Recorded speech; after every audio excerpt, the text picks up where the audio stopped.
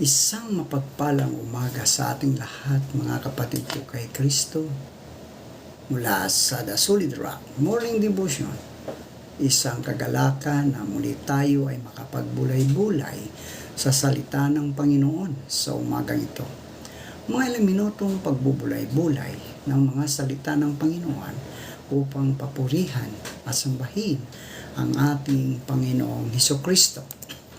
Ang ating pong pagbubulay-bulayan ngayong umaga ay matatagpuan sa unang Korinto, Kabanata 2, talatang 9. Ito ang sinasabi. Subalit tulad ng nasusulat, hindi pa nakikita ng mata o naririnig ng tainga, ni hindi pa sumasagi sa isip ng tao ang mga inihanda ng Diyos para sa mga umiibig sa Kanya. Pinagpala na po tayo sa pagkabasa at pagkarinig ng Kanyang mga salita. Tayo po ay manalangin. Ama namin at mapagpalang Diyos, naririto ang iyong mga anak upang ikaw ay sambahin sa Espiritu at sa katotohanan sa isang magandang umaga na iyong ibinigay sa amin. Maraming salamat sa muli mong pagising sa amin at muli mo kaming binigyan ng buhay at lakas upang kami ay patuloy na humarap sa hamon ng buhay dito sa mundong aming ginagalawan. Dalangin namin na pagpalain mo ang mga anak mo na patuloy na sumusunod sa iyo at nagpapasalamat sa iyong kalooban, Panginoon. Dalangin namin na ingatan mo ang aming mga mahal sa buhay, ang aming mga anak, asawa at mga kapamilya, kaibigan sa lahat ng kanilang mga gawain sa buhay. Dalangin namin na pagalingin mo ang may mga karamdaman upang ma-restore ang kanilang lakas na nawala dahil sa karamdaman. Particular na po, Panginoon, ang aming igagaw o ang aming pinsan na si Jacob Pinatakan na nakikipaglaban ngayon sa sakit na stroke. Lord, abutin mo po si Jacob. Pagalingin mo po siya, Panginoon, upang siya o Diyos ay patuloy na makapaglingkod sa kanyang pamilya. Tulungan mo po siya, Panginoon, na makabangon sa banig ng karamdaman. Patuloy mo siyang abutin at pagalingin. Pagpalain mo rin ang kanyang mga anak na patuloy na naglilingkod, tumutulong, nagbabantay sa kanilang magulang, Panginoon. Lord, abutin mo po si Jacob upang maibalik o manumbalik ang kanyang lakas para sa dagliang kagalingan niya, Panginoon.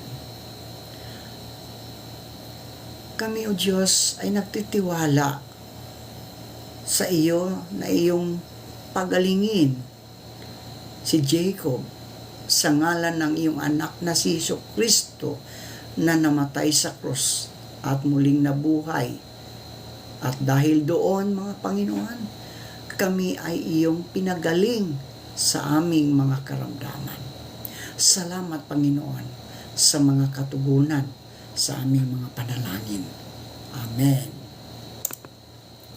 Ang pamagat ng ating pagbubulay-bulayan ngayong umaga ay ano ang ibig sabihin ni Jesus ng kanyang ipako ang isang buhay na ganap. Ayon sa Juan, Kabanata 10, talatang 10, sinabi ni Jesus, kaya lamang pupunta rito ang magnanakaw ay upang magnakaw, pumatay at magwasak. Naparito ako upang ang mga tupay magkaroon ng buhay, isang buhay na ganap at kasiyasiya. Hindi gaya ng magnanakaw. Hindi dumating si Jesus para sa pansariling hangarin. Nagpunta siya sa lupa upang magbigay, hindi upang manghingi. Pumunta siya upang ang mga tao ay makatagpo sa kanya ng buhay. Isang buhay na makabuluhan, maligaya at walang hanggan. Tinanggap natin ang ganap na buhay na ito nang tanggapin natin si Hesukristo bilang ating tagapagligtas at nang tanggapin din naman natin tayo bilang kanyang mga anak. Ang salitang ganap, mga kaibigan, sa salitang Grego ay perison, na nangangahulugan na napakasagana, lubos, sobra-sobra, hindi masukat, napakarami, napakasagana na higit sa hinihintay o inaasahan. Sa madaling salita, ipinangako sa atin ni Jesus ang isang buhay na higit pa sa ating inaasahan. Isang konsepto na ipinapaalala ni Apostol Pablo sa 1 Corinto, Kabanata 2, talatang 9. Ganito ang sinasabi ng kasulatan: hindi pa nakikita ng mata, ni naririnig ng tenga, hindi pa rin sumasagi sa isip ng tao ang inihanda ng Diyos sa mga umiibig sa Kanya. Bago tayo mag-isip ng magarang bahay, mamahaling kotse, pagliliwaliw sa buong mundo at marami pang bagay na nabibili ng salapi, tumigil muna tayo at isiping mabuti kung ano ang itinuturo ng Panginoong Hesus tungkol sa isang buhay na ganap at kasiyasiya. Sinabi sa atin ng Biblia na hindi prioridad ng Diyos para sa atin na bigyan tayo ng kayamanan, kasikatan, posisyon sa lipunan at kapangyarihan. Pagdating sa kayamanan, mga kaibigan, pinag-aralan at katayuan sa lipunan, mas nakararaming Kristiyano ang hindi nanggaling sa mayayaman at kilalang pamilya. Malinaw kung gayon na ang buhay na ganap ay hindi dahil sa kasaganaan ng material na bagay. Kung ito ang ibig sabihin ni Jesus, si Jesus dapat ang naging pinakamayaman sa lahat ng tao. Ngunit hindi ganito ang naging buhay ni Jesus ayon sa Mateo, Kabanata 8, talatang 20. Ang buhay na ganap ay walang hanggang buhay. Isang buhay na nag-umpisa ng sandaling lumapit tayo kay Kristo at tinanggap niya tayo bilang kanyang anak at siya ang ating naging tagapagligtas at nagpapatuloy ang buhay na ito hanggang sa walang hanggan sa langit.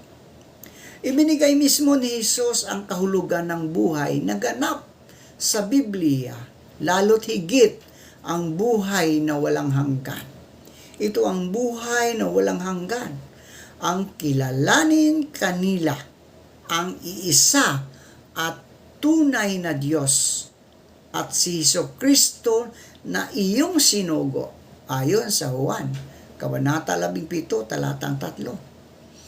So ang kahulugang ito ay hindi tumutukoy sa haba ng buhay, kalusugan, kayamanan, pamilya o trabaho.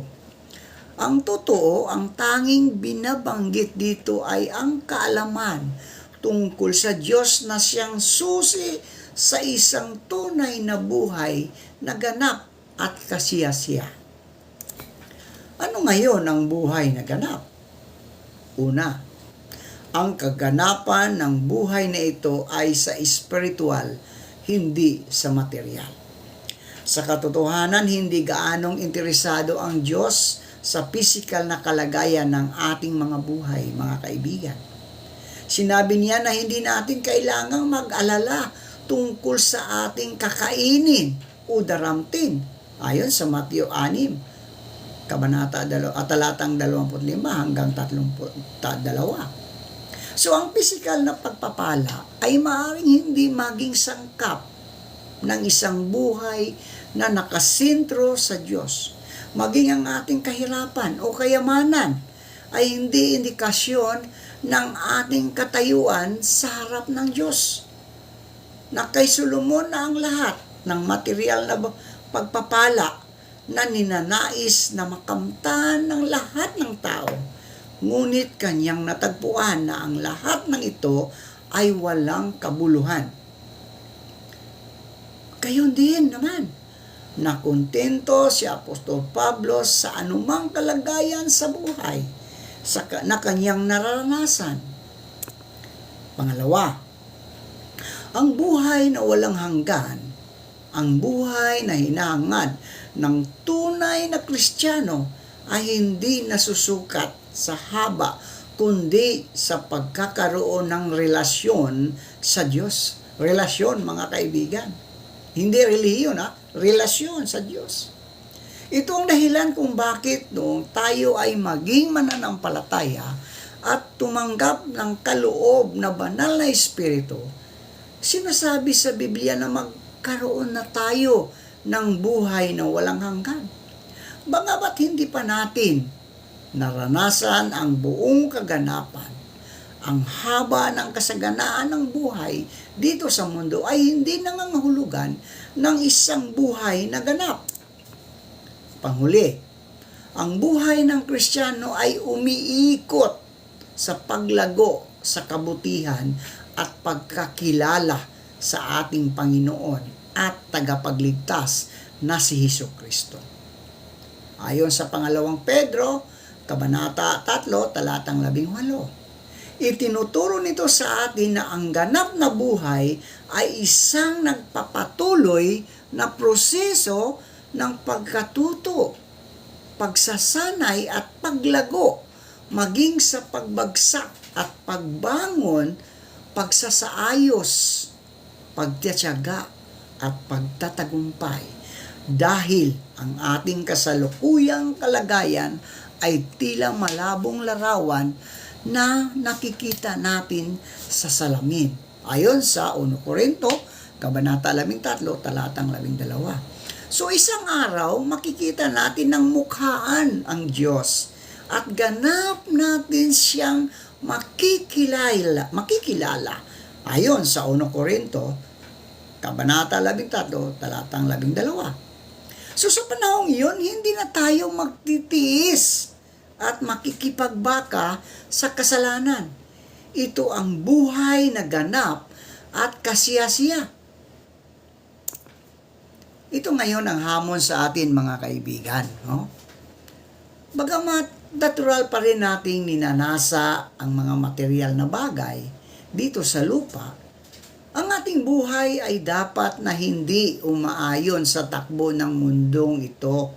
Ayon sa Roma, Kabanata 12, talatang 2. Nang maging bagong nilalang tayo, mga kaibigan, at ilapit ng Ama kay Kristo, dapat na ring mabago ang ating pananaw tungkol sa isang buhay na ganap. Ang tunay na masagana at ganap na buhay ay nagtataglay ng pag-ibig, no? Pag-ibig, kagalakan, at ng iba pang mga bunga ng banal na Espiritu ayon sa Galatia, Kabanata 5, talatang 22 hanggang 23. Hindi ng kasaganahan sa mga bagay na material. Ang buhay na ganap ay ang pagkakaroon ng katiyakan ng buhay na walang hanggan. At dahil dito, mga kaibigan, ang ating interes ay para sa mga bagay na eternal, mga kaibigan, hindi sa mga bagay na panandalian lamang. Sinasabi sa atin ni Apostol Pablo, isaisip ninyo ang mga bagay na panlangit. Mga kaibigan, iniisip ba natin ang mga bagay na panlangit? Hindi ang mga bagay na panlupa. Hindi masama na isipin natin ang mga bagay na panlupa dahil narito pa tayo sa lupa, pero ang unang-una nating focus, mga kaibigan, ang mga bagay sa langit. Ano yun? Paano tayo magkakaroon ng mga bagay na panlangit? No? Hindi ang mga bagay na panlupa. Sapagkat namatay na kayo, namatay na tayo, kayo at ang tunay na buhay ninyo ay natatago sa Diyos kasama ni Kristo Jesus. Ayon sa Kolosas, Kabanata 3, talatang 2 hanggang 3. Sa konteksto ng kabanatang ito, mga kaibigan, inilalarawan ni Jesus ang kanyang sarili bilang ang pintuan ng kawan at bilang ang mabuting pastol na tunay na nagmamalasakit at nagpuprotekta sa kanyang mga tupa. Sa pamagitan ng paghahambing sa kanyang sarili sa isang pastol at sa kanyang mga tagasunod bilang mga tupa, ipinapahiwatig ni Jesus ang malalim na relasyon at ang pangangalaga na kanyang ibinibigay para sa kanila. Nataliwas sa mga motibo at gawain ng magnanakaw. Sa kabuuan, mga kaibigan, ang Juan, Kabanata 10, talatang 10, ay nagbibigay diin sa pag-ibig, nagbibigay diin sa pag-ibig, sakripisyo, at ang layunin ni Jesus na magdala ng kaligtasan at buhay na walang hanggan sa sangkatauhan, at ito ay nagpapaalaala sa atin ng dakilang pag-asa at pangako na dala ng Ebanghelyo.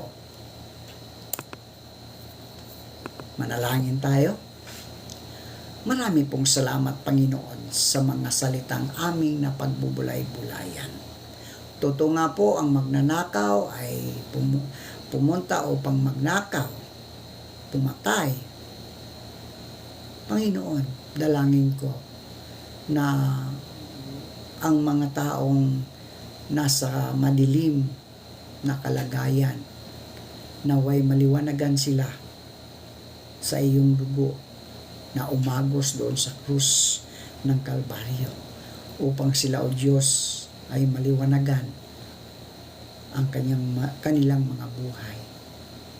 Salamat, Panginoon, sa magandang umagang ito na Ikaw, O Diyos, ay patuloy na nagbibigay sa amin ng lakas. Panginoong Hesus, maraming salamat po sa katatapos lang ng 78th anniversary ng aming iglesia, ang UCCP Anabu. Salamat dahil napagtagumpayan ang lahat ng mga gawain mula sa mga taga-luto hanggang sa aming pagpupuri sa inyo. Ito po'y napakasaya at napagtagumpayan. Maraming salamat po. Salamat din, O Diyos, sa patuloy na ipagkaloob mo sa bawat isa sa amin ng mga pagpapalang pinansyal, pagpapalang pisikal, at patuloy kong itinataas sa inyo ang aking pinsan na si Jacob, na patuloy mo po siyang pagalingin, Panginoon. Ilayo mo po siya sa anumang kapahamakan. Tulungan mo siya makabangon sa banig ng karamdaman upang patuloy siyang makapaglingkod sa kanyang pamilya, sa kanyang mga anak, Panginoon. Maraming salamat po sa lahat ng katugunan sa aming mga panalangin. Pagpalain ka nawa ng Panginoon at ingatan ka. Paliwanag ginawa ng Panginoon ang kanyang mukha pa sa iyo at mahabag sa iyo. Ilingap nawa ng Panginoon ang kanyang mukha sa iyo at bigyan ka ng kapayapaan. Amen at amen.